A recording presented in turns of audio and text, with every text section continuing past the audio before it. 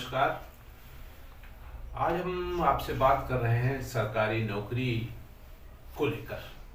क्योंकि सरकारी नौकरी को लेकर आजकल वातावरण बड़ा गर्म है, बहुत ही दूषित है। धरना प्रदर्शन, तोड़ फोड़, सब कुछ चल रहा है। तो आइए इस पर विचार करते हैं।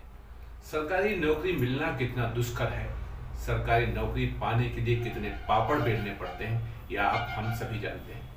इसके अलावा परीक्षा पास कर लेने के बाद भी लोगों को नौकरी नहीं मिलती है। क्यों नहीं मिलती है, ये हम आपसे आगे विस्तार से बात करेंगे। आज का मेरा शो इन्हीं तमाम समस्याओं और उसके निराकरण पर आधारित है। ये टॉपिक मुझे इसलिए उठाना पड़ा क्योंकि सरकारी नौकरी की चाह वाले अब भर्तियों में जबरदस्त आक्रोश है। आज तो बिहार बंद का भी आह्वान है। उत्तर प्रदेश लोक सेवा आयोग यानी UPPSC हो या फिर उत्तर प्रदेश माध्यमिक शिक्षा चयन आयोग, कमोवेश लेट लतीफी की स्थिति एक जैसी है। हर कहीं टालू मिक्सचर पिलाया जा रहा है। आप सबको जानकर ताज्जुब होगा कि अपर निजी सचिव यानी एडिशनल प्राइवेट सेक्रेटरी भर्ती 2013 के तहत आवेदन करने वाले अभ्यर्थी नौकरी के इंतजार में ओवर एज हो गए, लेकिन बेचारों को नौकरी नहीं मिली। यही कुछ हालत प्रधानाचार्य भर्ती 2013 की भी है, जिसमें तमाम लोग नौकरी का इंतजार करते करते रिटायर हो गए, लेकिन नौकरी नहीं मिली। यही वो शायद प्रमुख कारण है जिसके चलते प्रतियोगी छात्र परीक्षा तिथि के साथ ही साथ परिणाम की भी तिथि घोषित करने की मांग कर रहे हैं। इसके साथ ही साथ अभ्यर्थियों की एक मांग और है। उनका कहना है कि अगर परिणाम घोषित होने में देरी हो रही है तो इसमें मेरा दोष नहीं बल्कि संस्था का दोष है, क्योंकि हम तो एग्जाम दे चुके ना, रिजल्ट आप क्यों नहीं निकाल रहे। ऐसे में अभ्यर्थियों की मांग है कि जितनी देरी होती है उतना ही वक्त हमको आयु सीमा में छूट के रूप में प्रदान किया जाए। यानी कि अगर आप 3 साल तक रिजल्ट नहीं निकाल रहे हैं तो हमारी जो एज का है उसमें 3 साल ये कम किए जाएं, 3 साल की हमको छूट मिले।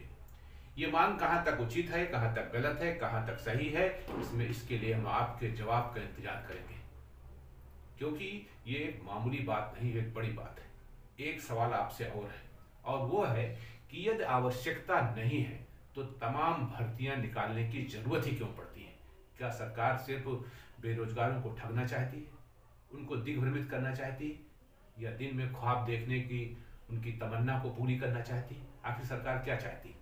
अगर जरूरत नहीं है तो इतनी ज्यादा नौकरियां क्यों निकालने जा रही हैं? जब पैसे नहीं हैं, जब पैसे की पूरी व्यवस्था हो जाए तब नौकरी क्यों नहीं निकाली जाती? इसके अलावा क्या दूषित और गैर जिम्मेदाराना व्यवस्था के खिलाफ छात्रों का आक्रोश गलत है?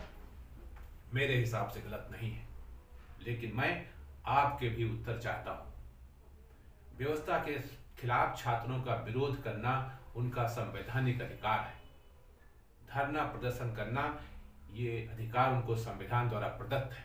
आखिर ये कहाँ का न्याय है कि विरोध प्रदर्शन करने वाले या सरकार विरोधी नारे लगाने वालों को पर लाठीचार्ज किया जाए, ढूंढ ढूंढ कर पीटा जाए, हॉस्टल में घुसकर अमानवीय व्यवहार किया जाए? ये कहाँ का इंसाफ है? ये संविधान में कहाँ ऐसी व्यवस्था है? पुलिस को किसने ये अधिकार दे दिए? इन सारे सवालों का जवाब हमें भी चाहिए और आपको भी चाहिए। तो फिर मांगिए उनसे जो व्यवस्था का अंग है। पिछले दिनों रेलवे रिक्रूटमेंट बोर्ड की नॉन टेक्निकल पॉपुलर कैटेगरीज यानी NTPC की नियुक्ति प्रक्रिया के खिलाफ न केवल उत्तर प्रदेश बल्कि बिहार के छात्र भी सड़कों पर उतर रहे थे।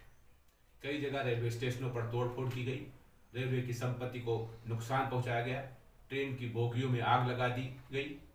ये सूचनाएं प्राप्त हुई हैं।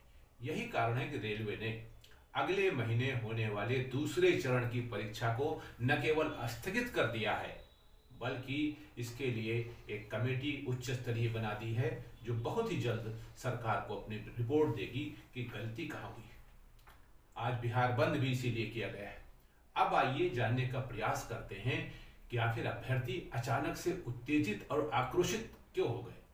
बता दें कि NTPC के इन पदों के लिए नियुक्ति का विज्ञापन रेलवे रिक्रूटमेंट बोर्ड ने फरवरी 2019 में निकाला था। इसमें करीब 1.5 करोड़ लोगों ने फॉर्म भरा था। अब सबसे बड़ी समस्या तो यह है कि 1.5 करोड़ लोगों की सकुशल परीक्षा कैसे कराई जाए। ये एक बहुत अहम सवाल है, ये कोई छोटी मोटी संख्या नहीं। इसकी व्यवस्था कैसे की जाए, यह तो सरकारी पक्ष है। जबकि अभ्यर्थियों का कहना है कि 3 साल में नौकरी तो दूर, अभी केवल प्रथम चरण के रिजल्ट आए हैं।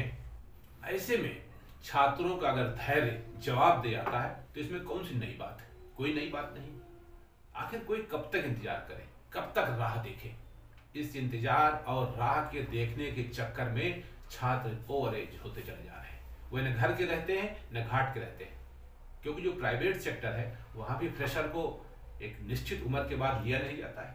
35 साल का आदमी फ्रेशर के रूप में प्राइवेट सेक्टर कहाँ लेगा? ऐसे में सरकारी नौकरी के इंतजार में बैठे लोगों का भविष्य बर्बाद होना तय है।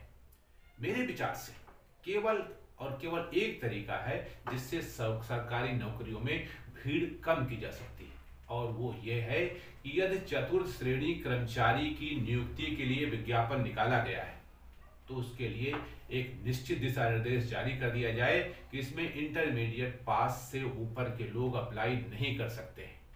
इस तरह क्या होगी कि भीड़ टुकड़े टुकड़ों में पड़ जाएगी। जो इंटरमीडिएट तक के लोग हैं वो एग्जाम के लिए अप्लाई करेंगे, एग्जाम देंगे, इंटरव्यू में बैठेंगे, उसमें से चयन किया जाएगा। होता क्या है, अमूमन होता यह है कि बाबू की नौकरी निकलती है जिसमें CCC और ग्रेजुएशन मांगा जाता है। अब उस नौकरी में जब MSc PhD डिग्री धारक व्यक्ति आ जाएगा तो ये स्वाभाविक सी बात है कि जो CCC ग्रेजुएशन करके आया है उसके नंबर कम हो जाएगा, उसका स्कोरिंग कम हो जाएगी, उसकी कैपेबिलिटी कम हो जाएगी, इसलिए उसका हक चला जाएगा। ये एक गलत परंपरा है। जिसके लिए नौकरी निकाली गई है उसी लेवल का होना चाहिए। जिस तरह प्रोफेशनल कोर्स में डॉक्टर की वैकेंसी निकलती है तो उसमें सिर्फ डॉक्टर ही अप्लाई कर सकता है, दूसरा नहीं। उसी तरह कुछ ऐसी व्यवस्था की जाए। ये तो मेरी राय है, आपकी क्या राय है? मैं आपकी राय का इंतजार करूंगा। आप मुझे मेल पर, व्हाट्सएप पर अपनी बात रख सकते हैं। मैं आपकी बात भी सरकार तक पहुंचाने का प्रयास करूंगा। इसी के साथ ये थी बात आज की। इंतजार कीजिए कल की।